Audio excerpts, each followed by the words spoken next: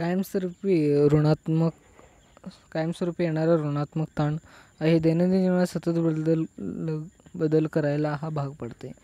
आपल्या आयुष्यातील अतिशय वाईट प्रकारचा ताण आहे. आयुष्यातील सर्व तक्रारीचे मूळ बहुतांश या ताणात आहे. म्हणजे जेव्हा आपल्याला देखील वाईट प्रसंग येतात, जेव्हा आपण काहीतरी करताना काहीतरी होतं, म्हणजे आपण गाडी वगैरे चालवताना ॲक्सिडेंट वगैरे होतात, त्यामध्ये आपण जेव्हा ही वाईट प्रकारचे ताण असतात हे खूप महत्त्वाचे असतात आणि त्यामध्ये एक वेगळी ऊर्जा आणि एनर्जी असते पहा. आयुष्यात सर्व प्रकार तक्रारीचे मूळ बहुतांश हा ताणात आहे. उदाहरणार्थ आपल्या परिवारातील सदस्यांचे आजार किंवा आपण स्वतः कुठल्याही कायमस्वरूपी आजारात ग्रस्त असणे. आपण देखील एका आजारात ग्रस्त असलो तर आपल्याला देखील ताण निर्माण होतो. तो ताण ऋणात्मक ताण असताना पाहतो पहा. सामान्य प्रतियोजन संरक्षण GAS. आता हॅन्सेलिये यांनी सामान्य प्रतियोजन संरक्षण प्रारूप 1936 मांडले. आपले शरीर सभोवतालच्या उद्दीपकांना वेगवेगळ्या प्रतिक्रिया देत असते. नक्कीच आपले जे काही शरीर आहे ते समस्यांना वेगवेगळ्या प्रतिक्रिया देत असतात पहा. जेव्हा असुखकारक उद्दीपक निर्माण होतात तेव्हा त्याला प्रतिकूल परिणाम व्यक्तीवर होतो आणि तेव्हा प्रतिक्रिया देत असताना व्यक्तीला ताण वाढतो. आता प्रतिकूल परिणाम जेव्हा होतो तेव्हा आपल्याला ताण वाढतो पहा. आता या ठिकाणी एक आकृती दिली ते पाहूयात. आता ताण आणि ताणके हे तुम्ही आकृती चांगल्या पद्धतीने समजू शकाल. आधाररेखा हे मधली जे काय आहे आणि तिकडे क्लांती आहे. ताणके आणि प्रतिरोध आणि सावधान. या ठिकाणी जेव्हा आपण ताणके येतात, म्हणजे ताणके म्हणजे जे काही ताण निर्माण करणारे असतात पहा. ताणके जेव्हा आपण तेव्हा सावधान असतो आणि त्याला प्रतिकार करण्यासाठी प्रतिरोध जेव्हा करत असतो तेव्हा ताण वाढत असतो पहा या ठिकाणी. आणि तेव्हा क्लांती म्हणजेच खाली जेव्हा येतो तो स्टॅटिस्टिक तेव्हा त्या ठिकाणी सावधान झालेला असतो पहा आपण. हॅन्सेले यांनी सामान्य प्रतियोजन संरक्षणाच्या प्रमुख 3 अवस्था म्हणले. त्या ठिकाणी आपण 3 अवस्थांचा पाहूयात आपण या ठिकाणी. सावधान अवस्था हा पहिला आहे. यामध्ये सावधान अवस्था ही ताणाची पहिली अवस्था आहे असून त्यामध्ये ताणकाला तात्काळ दिलेली प्रतिक्रिया असते ज्याद्वारे व्यक्ती सावध होते. आता ताणाची पहिलीमध्ये ताणकाला तात्काळ दिलेली प्रतिक्रिया म्हणजे जेव्हा आपल्याला ताण निर्माण करणारे घटक असतात तेव्हा ते तात्काळ येतात, तेव्हा त्याला जेव्हा आपण प्रतिक्रिया देतो तेव्हा ती सावधान अवस्था असते पहा. दुसरा या अवस्थेत व्यक्ती प्रसंगाला तोंड देते किंवा प्रसंग टाळून पळून जाते. या अवस्थेत शारीरिक पातळीवर प्रथम मज्जा संस्था उत्तेजित होते. असे बऱ्याच काळ राहिल्यास रक्ताभिसरण, पचनसंस्था इत्यादी कार्यामध्ये बिघड होतो. आता या ठिकाणी जे काही कार्य दिले त्या कार्यामध्ये बिघड झाल्यावर आपल्याला काय होतं, काही वेळा आपण मृत्यू पावण्याच्या स्वरूपात देखील आढळतो पहा. त्यानंतर आहे प्रतिरोध अवस्था. या अवस्थेमध्ये शरीराची प्रतिकार यंत्रणा ताणकांना तोंड देण्यास तयार होते. आता प्रतिरोध म्हणजे या ठिकाणी दिल्याप्रमाणे प्रतिरोध म्हणजे त्या ताणाशी संघर्ष करत असते, या ताणकांना तोंड देण्यास तयार होते. यामध्ये व्यक्ती विविध मार्गांनी ताण कमी करण्याचा प्रयत्न करते. अतिरिक्त ताणामुळे जाकर, अपुरी झोप, चिंता इत्यादी गोष्टी वाढतात. जेव्हा आपण ताणाला इम्प्रेस करत असतो किंवा त्याला ढकलण्याचा प्रयत्न करत असतो तेव्हा त्यावेळेस आपल्याला देखील अपुरी झोप, चिंता म्हणजे ताण आल्यावर हे गोष्टी घडत असतात. त्यानंतर आहे क्लांती अवस्था. जर प्रतिरोध अवस्थेतील ताण कमी झाला नाही तर व्यक्तीला ताण पोचतो. आता क्लांती अवस्थेमध्ये पहा, ताण जर कमी झाला नाही तर व्यक्तीला ताण पोचतो. या अवस्थेमध्ये दैनंदिन जीवनातील कामकाजावर प्रतिकूल परिणाम होतो. म्हणजे आपल्याला जेव्हा ताण निर्माण जास्त झाल्यावर आपण कमी होत असतो त्यावेळेस आपण जेव्हा पाहतो की रोजच्या जीवनामध्ये बदल घडून येतात पहा. यामुळे दैनंदिन जीवन देखील त्रासदायक अथवा असणारे वाटू लागते. या अवस्थेमुळे व्यक्तीच्या जीवनाभर गंभीर परिणाम होऊ शकतात. काही वेळा ताण जास्त असल्यामुळे त्या ठिकाणी गंभीर देखील परिणाम होऊ शकतात पहा.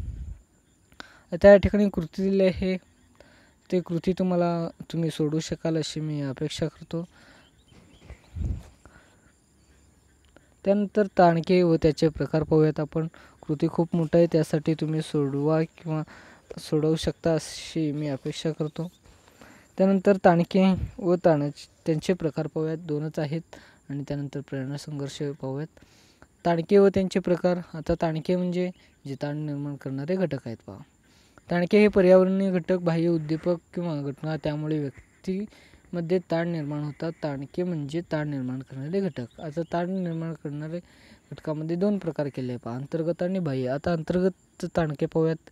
एखाद्या मुलाला भूक लागली आहे किंवा त्याला बरं वाटत नाही किंवा त्याची बुद्धिमत्ता कमी आहे, तेव्हा त्याने अंतर्गत ताणके असे म्हणतात. आता अंतर्गत ताणक्यामध्ये जेव्हा आपल्याला भूक लागते तेव्हा बरं वाटत नाही, हे अंतर्गत ताणकामध्ये मोडतं पहा. व्यक्तीला अंतर्गत ताणकांना सामना स्वतः करावा लागतो.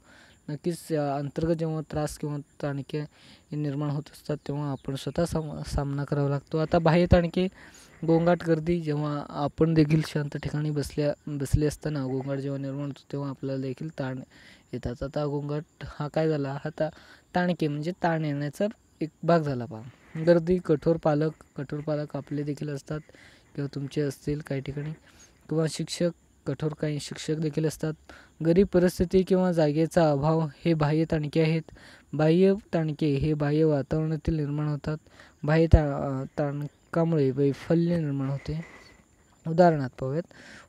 विद्यार्थ्यांनी बाह्य ताणके म्हणजे बाहेरील जे काही ताण येतात तेव्हा त्याला बाह्य ताणके म्हणतो. विद्यार्थ्यांनी परीक्षेची तयारी केली आहे आणि त्याच्या उत्तर आठवत नाही किंवा पैसे काढण्याच्या यंत्रापाशी गेल्यानंतर पिन न आठवणे किंवा महत्त्वाचे मेल करायचा असेल तर परवलीचा शब्द किंवा पासवर्ड न आठवणे. जेव्हा तुमच्या ध्येयप्रेरित वर्तनांना एखाद्या अडथळा तुम्हाला वैफल्य येऊ शकते, त्यामुळे राग व नैराश्य निर्माण होतं. नक्कीच आपल्याला देखील वरील गोष्टी घडताना दिसतात. आता तुम्ही ATM मशीनमध्ये वगैरे गेला, तुम्हाला पासवर्ड वगैरे आठवत नाही, त्यामुळे आपल्याला देखील ताण येऊ शकते पहा. प्रेरणा संघर्ष पाहूयात आपण. जेव्हा व्यक्तींना एकापेक्षा जास्त ध्येय मिळवायचे असतात तेव्हा प्रेरणाचा संघर्ष निर्माण होतो. आता एकापेक्षा ध्येय म्हणजे काय ते आपण पाहूयात. कॉन्फ्लिक्ट हा लॅटिन शब्द आहे. याचा अर्थ एकाच वेळी 2 गोष्टी मिळवण्याचा प्रयत्न. प्रेरणा संघर्षामध्ये 2 किंवा जास्त ध्येय असतात. यामध्ये व्यक्तीला एका ध्येयाची निवड करावी लागते. लेविनवे असे संघर्षाचे 3 प्रकार आहेत. यामध्ये ही ध्येय आकर्षक किंवा अनाकर्षक असतात आणि व्यक्ती ती ध्येय मिळवण्यासाठी किंवा टाळण्याचा प्रयत्न करतात. नक्कीच आपल्याला देखील 2 ध्येय मिळवायचे असतात, म्हणजे एखाद्या वेळेस 2 ताणकांना सामना करावा लागतो. आता या ठिकाणी एक कृती दिलेली आहे, तो कृती आपण पाहूयात.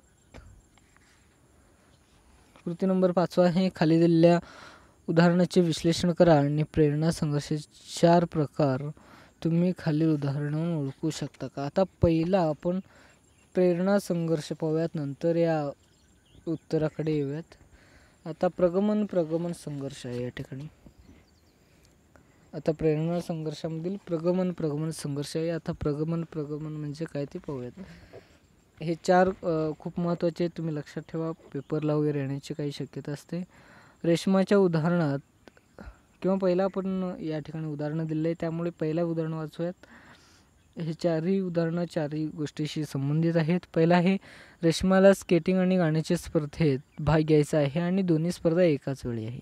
आता दोन्ही स्पर्धा एकाच वेळेत असताना त्याला आता व्याख्याप्रमाणे दिल्याप्रमाणे प्रेरणा संघर्ष आहे. त्या ठिकाणी प्रेरणा संघर्ष असल्यामुळे एखाद्या व्यक्तीला दोघांशी संघर्ष करायचा असतो पहा. आता प्रगमन म्हणजे दोन्हीकडे त्याला स्पर्धा, दोन्हीकडे आवड आहे, त्यामुळे दोन्ही एकाच वेळी आहेत, म्हणजे प्रगमन झालं. म्हणजे दोन्ही एकाच किंवा सेम असतात आणि ते सेम ध्येय असल्यामुळे आपल्याला मिळवायचे असतात, त्यामुळे ते प्रेरणा संघर्षाशी सामना करावा असं वाटतं पहा. रेशमाच्या उदाहरणाचं तिच्या आवडणाऱ्या ध्येयामधले एक ध्येय निवडावे लागते. उदाहरणार्थ एका तरुण व्यक्तीला मेजवानी व सहल यामध्ये एक गोष्ट निवडायची आहे. हे प्रगमन संघर्षाचा सामना करावा लागतो पहा. हे 2 धनात्मक आणि आकर्षक ह्यामधला संघर्ष आहे. दुसरा पाहूयात. व्यक्तीला वाटणाऱ्या ध्येयाच्या आकर्षणानुसार ते ध्येय व्यक्तीला आकर्षक वाटते. त्याप्रमाणे देहाचे मूल्य ठरेल आणि त्याप्रमाणे व्यक्ती निर्णय घेईल. समजा व्यक्तीला मेजवानीला मित्राबरोबर जायचे असेल आणि सल्ला पालकाबरोबरही जायचं असेल तर व्यक्तीला जे महत्त्वाचे वाटते व्यक्ती त्याप्रमाणे निर्णय घेतील. आता मग या ठिकाणी मेजवानला आपल्या मित्रांसोबत सहलीला देखील जायचं आहे आणि पालकांसोबत देखील, म्हणजे त्यावेळेस दोन्ही गोष्टींशी त्याला संघर्ष करावा लागतो. आता दुसरं उदाहरण पाहूयात. महमूदला फरशी साफ करायची आहे आणि भांडी धुवायची आहे. त्याला दोन्ही कामे करणे आवडत नाही. आता या ठिकाणी निगेटिव्ह आहेत कामे पण दोन्ही करायचे नाहीत. पहा या ठिकाणी वर्जन पाहूयात. महमूदच्या उदाहरणात दोन्ही देह अनाकर्षक आहेत. अनाकर्षक म्हणजे त्याला न आवडणारे आहेत. त्याला दोन्ही गोष्टी करायच्या नाहीत. एखाद्या विद्यार्थ्याचा अभ्यास करायचा नाही आणि नापास व्हायचे नाही. म्हणजे पहा, अभ्यास देखील करायचा नाही आणि नापास देखील व्हायचं नाही. म्हणजे अभ्यास करणे हे त्याचे भाग आहे आणि नापास देखील न होणे हे देखील त्याचा भाग आहे. पहा, पण त्याच्या कोणती तरी एक गोष्ट स्वीकारावी लागते. वर्जन संघर्षामध्ये दोन ध्येय असतात जी अनाकर्षक आणि ऋणात्मक असतात. ऋणात्मक म्हणजे चिन्ह दिले आहे. पहा, तिकडे धनात्मक होतं, तिकडे ऋणात्मक आहे. पहा, येथे विद्यार्थ्यांना उदाहरणात त्याला एक गोष्ट टाळण्याचे समाधान मिळेल. त्या प्रगमन वर्जन पाहूयात. त्याचं क्रॉस मल्टिप्लिकेशन पाहूयात आपण. पहिला उदाहरण पाहूयात. तिसरं आहे, सिकंदरला चित्रपट पाहणे आवडते पण त्याला हेही माहीत आहे की तो सारखा चित्रपट पाहत बसला तर परीक्षेत नापास होईल. आता हे पाहूयात. सिकंदरला चित्रपट पाहणे आवडते आणि त्याचा वेळेला त्याच्या अभ्यासावर या गोष्टीचा वाईट परिणाम होतो हे सुद्धा त्याला कळते. नक्कीच आपण देखील असतात, पेपर असतात, तेव्हा एखादा चित्रपट पाहिला तर त्याचं सारखं डोक्यात गुंगावतं. पहा, हा प्रगमन वर्जन संघर्ष हे एखाद्या तरुण मुलीला पिझ्झा केक खाणे आवडते पण तिला वजन वाढू द्यायचे नाही. आता खायचं तर आहे पण वाढू देखील द्यायचं नाही. अशा वेळी तिला प्रगमन वर्जन संघर्षाशी सामना करावा लागतो. हा संघर्ष सोडवण्याचा अतिशय कठीण असतो कारण व्यक्ती एकाच ध्येयाकडे आकर्षित होते आणि तिला तेच ध्येय न आवडू शकते. वरील उदाहरणावर तुम्हाला लक्षात आले असेल अशी मी आशा करतो. अशा वेळी 3 प्रतिक्रिया शक्य आहेत. ती धनात्मक बाजूवर भर देईल आणि केक खाईल किंवा ती ऋणात्मक बाजूवर भर देईल आणि केक खाणार नाही. किंवा आता ऋणात्मक आणि धनात्मकमध्ये पाहूयात. आता धनात्मक कुठलं असेल, तिला वजन वाढू द्यायचं नाही हे त्याचा मूळ उद्देश आहे, पण खायचं आहे म्हणजे त्याच्याकडे दुर्लक्ष करेल. पहा, म्हणजे जे धनात्मक आहे. पहा, आता द्विधा प्रगमन वर्जन संघर्ष पाहूयात. आता पहिल्या उदाहरणाकडे जाऊयात. कुलवंतला सायकल आणि मोटारसायकल यामधील एक वाहन दररोजच्या प्रवासासाठी निवडायचे आहे. त्याला सायकल चालवणे आवडते कारण ते पर्यावरण हानी पोहोचू शकत नाही, पण सायकल चालवणे खूप वेळ खाऊ आहे आणि मोटारसायकल वेळ वाचवते पण खर्च जास्त होतो आणि ते पर्यावरणास हानिकारक आहे. आता पर्यावरणास हानिकारक आहे म्हणून क्वचितच 1000 मधील 2-3 जण मिळतील की परीक्षेला पर्यावरणाला हानिकारक होते म्हणून गाडी वापरत नाहीत, पण सर्वजण आता गाडी वापरतात. पण इथं संघर्षामध्ये पाहूयात आपण. कुलवंतला सायकल आणि मोटारसायकलमधून एक वाहन निवडावे लागेल पण दोन्ही देहांना धनात्मक आणि ऋणात्मक बाजू आहेत. आता धनात्मक ऋणात्मक म्हणजे काय. आता त्याला जायचं आहे गाडीवर गेला तर काय होईल, प्रदूषण होईल आणि त्याचा वेळ कमी जाईल. हे धनात्मक ऋणात्मक झालं. आणि तो सायकलवर गेला तर वेळ जास्त होईल आणि प्रदूषण होणार नाही. पहा, उदाहरणार्थ एखाद्या मुलीला तिच्या पसंतीच्या मुलाचे लग्न करायचे आहे पण तिच्या पालकांना तो पसंत नाही. जर ती तिच्या पालकांचे मत मानले तर ती त्या मुलाला नाराज करेल आणि तर तिने त्या मुलाशी लग्न केलं तर तिच्या पालकांची नाराजी स्वीकारावी लागेल. आता ते काय करतात, रिअली सांगतो मी, काही वेळा पालक समजून घेतात की मुलगी सांगते तिच्याशीच लग्न करून लावू देऊ, पण जेव्हा काही वेळा काय होतं, आईवडिलांचे मानावे लागतात म्हणून काही मुली करून घेतात. कोणताही निर्णय घेण्यासाठी तिला एक नातं गमवावं लागतं. याला द्विधा प्रगमन वर्जन संघर्ष म्हणतात, ज्यामध्ये व्यक्तीला ध्येयामध्ये निर्णय घ्यावा लागते आणि जो निर्णय व्यक्तीला घेता येणार नाही त्याबद्दल व्यक्ती नाराज होते. आता एका ध्येय मिळवण्यासाठी एकासाठी नाराज या ठिकाणी व्हावं लागतं पहा. आता कृती पाहूयात. 6 तुमच्या आजूबाजूला आढळणारी प्रेरणा संघर्षाची उदाहरणे लिहा. त्यांनी हे संघर्ष कसे सोडवतील, त्या व्यक्तींचा ताणांचा सामना कसा करावा लागला आणि का. तुम्ही देखील एखाद्या मुलीचा विवाह दुसऱ्या मुलाशी करून देत असेल तर त्याच्याशी संपर्क साधू शकता. म्हणजे तिला विचारू शकता, आता तुला कसं वाटते, पण तू काय करत आहे, तुला काय वाटतं, वडील मानतील नाही म्हणतील, अशा गोष्टी तुम्हाला देखील समजून येतील पहा. कृती 7 पाहूयात. कागद पेन घेऊन तुम्हाला सामना कराव्या लागलेल्या 2 संघर्षाची किंवा 2 वैफल्य निर्माण करणाऱ्या घटकाबद्दल माहिती लिहा. तुम्ही या घटकांना कसा सामना केला त्याबद्दल माहिती लिहा. तुम्ही अशा संघर्षाचा सामना कसा कराल त्याबद्दल थोडक्यात माहिती लिहा.